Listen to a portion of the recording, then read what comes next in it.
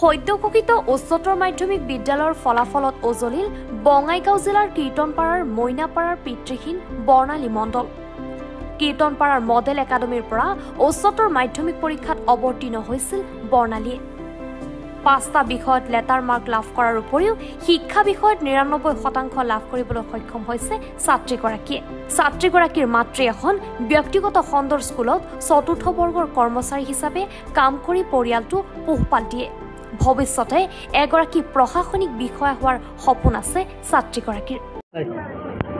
91% পাইছোঁ। নমস্কাৰ, মোৰ নাম বৰ্ণালী মণ্ডল। মই মডেল একাডেমীৰ পৰা HS ছেকেণ্ড ইয়াৰৰ এক্সাম দিছিলোঁ। সেইটোতে মই 91% পাইছোঁ। মোৰ ঘৰ মইনাপাৰাত। কলা শাখাৰ পৰা পঢ়িছিলোঁ। মডেল একাডেমীৰ পৰা। মোৰ দেউতাটো নাই।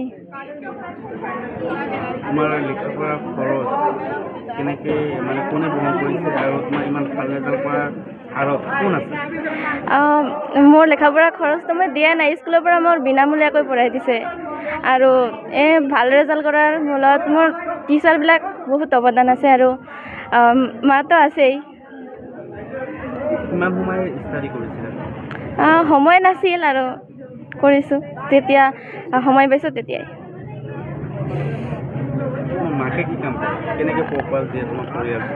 মোৰ মাকে প্ৰাইভেট স্কুলত মানে চকীদাৰী কৰে।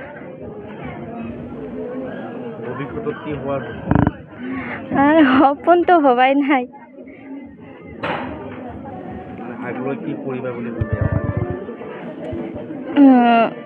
UPSC এক্সাম দিব বিচাৰিছোঁ।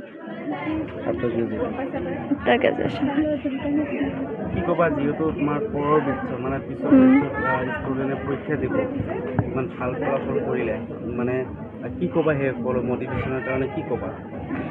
কি ক'ম, ভালকৈ পঢ়িব লাগিব আৰু ছাৰ বাইদেউসকলক সন্মান জনাব লাগিব, সন্মান কৰি আশীৰ্বাদ লৈ পঢ়িব লাগিব। এইখন বিদ্যালয় বহুত পিছপৰা অঞ্চলৰ বিদ্যালয়। আমাৰ এই বিদ্যালয়ৰ পৰা প্ৰত্যেক বছৰৰ পৰা ভাল ৰেজাল্ট কৰিছে। এই বছৰতো ভালেই ৰেজাল্ট কৰিছে। আমাৰ যিখন হায়াৰ ছেকেণ্ডেৰী চেণ্টাৰ গোলাপাৰা, সেই চেণ্টাৰৰ ভিতৰত আমাৰ এইখন বিদ্যালয়ৰ পৰা হাইষ্ট নম্বৰ পাইছে বৰ্ণালী মণ্ডল। তেখেত 91% পাইছে আৰু বিশেষকৈ এডুকেশ্যনত সকলোতকৈ হাইষ্ট মাৰ্ক পাইছে 99। সেই ডিপাৰ্টমেণ্ট আমাৰ ছাৰ আছে জাহাংগীৰ আলম। তেখেত এই ক্ষেত্ৰত বহুত পাকত আছিল আৰু শিক্ষা প্ৰদান ভালদৰে দিছিল। বৰ্ণালী মণ্ডল যিহেতু দেওবান আছিলে, আপোনালোকৰ বিদ্যালয়ৰ পৰা খৰচ পাতি দিয়া বুলি কৈছে, তো কেনেকৈ আপোনালোকে মেনেজমেণ্ট কৰিলে? আমাৰ এইখন বিদ্যালয় প্ৰত্যেক বছৰতে দুখীয়া পৰিয়ালৰ যিবিলাক ছাত্ৰ ছাত্ৰী আছে, সেই পৰিয়ালৰ ছাত্ৰ ছাত্ৰীক আমাৰ এইখন বিদ্যালয়ৰ পৰা যিখন মেনেজমেণ্ট আছে, তেওঁলোকে বিনামূলীয়াকৈ তেওঁলোকক লেখাপঢ়া যিখিনি খৰচ সেইখন। মানিকপুৰৰ পৰা মনচিৰ আলীৰ ৰিপৰ্ট, এনি ভাৰত 24।